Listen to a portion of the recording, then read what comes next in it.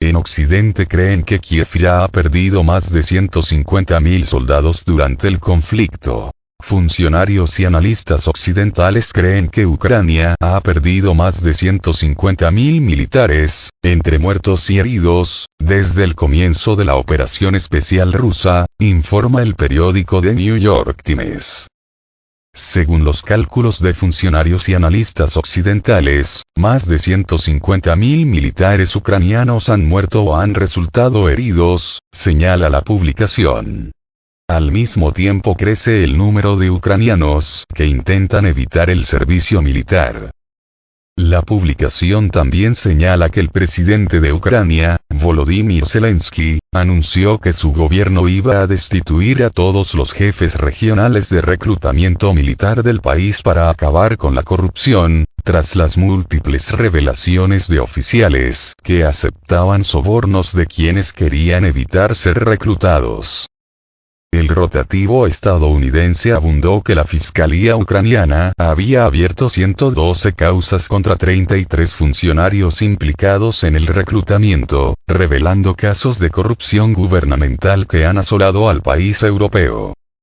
Según el medio, 2 oficiales de reclutamiento han sido acusados en los últimos días de enriquecerse falsificando documentos que etiquetan a los hombres como no aptos para el servicio, en algunos casos cobrando $10.000 por persona. El 4 de junio, las Fuerzas Armadas ucranianas lanzaron una ofensiva en 5 sectores de la dirección sur de Donetsk y no lograron sus objetivos, destacaron desde el Ministerio de Defensa ruso. Como subrayó el presidente de Rusia, Vladimir Putin, los intentos de avance de las tropas enemigas fracasaron. Fueron detenidas y empujadas de vuelta a sus posiciones iniciales. El 4 de agosto, el Ministerio de Defensa ruso declaró que Ucrania había perdido más de 43.000 personas y más de 4.900 armas solo desde el comienzo de la contraofensiva, entre junio y julio.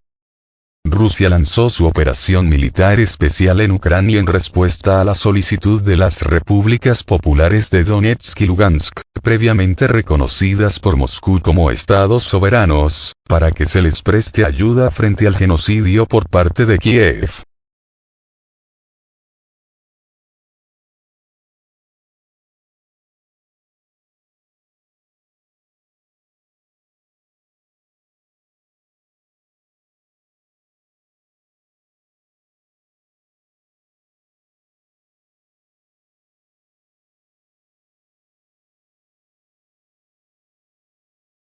Kiev dice que la central nuclear de Zaporizhia pasa a energía de reserva tras perder conexión. La central nuclear ucraniana de Zaporizhia, ocupada por Rusia, volvió a perder la conexión con la última línea eléctrica externa principal que le quedaba durante la noche y fue cambiada a una línea de reserva, según informó el jueves la empresa estatal de generación de energía Energoatom. Energoatom dijo que la mayor central nuclear de Europa estaba al borde de un apagón, ya que la línea de reserva tenía menos de la mitad de la capacidad energética de la línea principal. Tal capacidad es insuficiente para la planta del reactor, su duración está limitada por el diseño del proyecto y puede dar lugar a fallos en el equipo principal de la unidad de energía, dijo Energoatom en Telegram. La central de Zaporizhia, con sus 6 reactores, está controlada por los militares rusos desde los primeros días de la invasión de Moscú en febrero de 2022. Se ha convertido en uno de los focos del conflicto, y ambas partes se culpan mutuamente de los bombardeos alrededor del emplazamiento. El Organismo Internacional de Energía Atómica, o IAEA, ha intentado establecer un mecanismo de seguridad para evitar accidentes. Ninguno de los 6 reactores de la central produce electricidad. Por otra parte, los administradores de la central, designados por Rusia, dijo que el reactor número 4 había pasado de una parada caliente a una parada fría debido a indicios de una fuga de vapor. Uno de los 6 reactores necesita estar en parada caliente para producir vapor para las necesidades propias de la central. El personal de la planta encontró signos de fugas en la sección de tuberías del generador de vapor número 3, dijo la administración en Telegram. Para satisfacer las necesidades auxiliares de vapor de la central nuclear de Zaporizhia, se está considerando la transferencia de la unidad de potencia número 6 al estado de parada en caliente.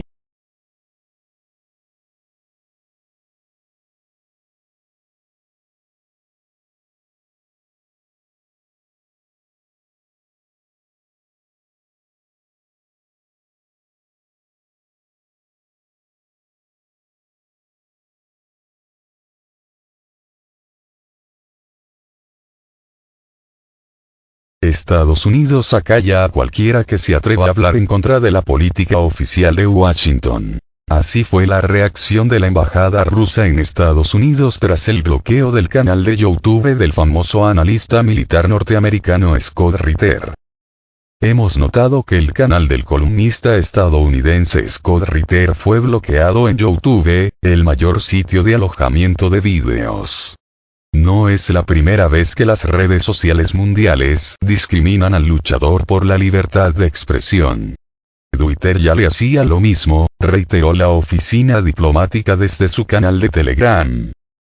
En medio del coro de rusófobos bien coordinado en Estados Unidos, el señor Ritter es uno de los pocos que intentan dar un punto de vista alternativo sobre cuestiones internacionales, proporcionar a la audiencia una opinión objetiva sobre Rusia y la operación militar especial. No teme desviarse de los manuales de Washington y oponerse a la propaganda local, apuntó la embajada. El hecho de vaciar el campo de la información de persona non grata es una manifestación más del doble rasero cultivado por Estados Unidos, reiteró. ¿Dónde está la tan cacareada libertad de expresión estadounidense? Los guardianes de los valores democráticos se afanan en dar lecciones a otros países, criticándolos por reprimir la disidencia y violar los derechos de los periodistas.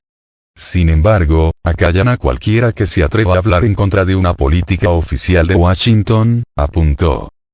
El veterano exoficial de inteligencia del Cuerpo de Marines de Estados Unidos, inspector de armas de la Organización de las Naciones Unidas, ONU, y observador geopolítico lleva más de un año brindando comentarios incisivos sobre la guerra proxy de la Organización del Tratado del Atlántico Norte, OTAN, contra Rusia, desafiando la narrativa occidental dominante con su perspectiva sobre el origen de la crisis.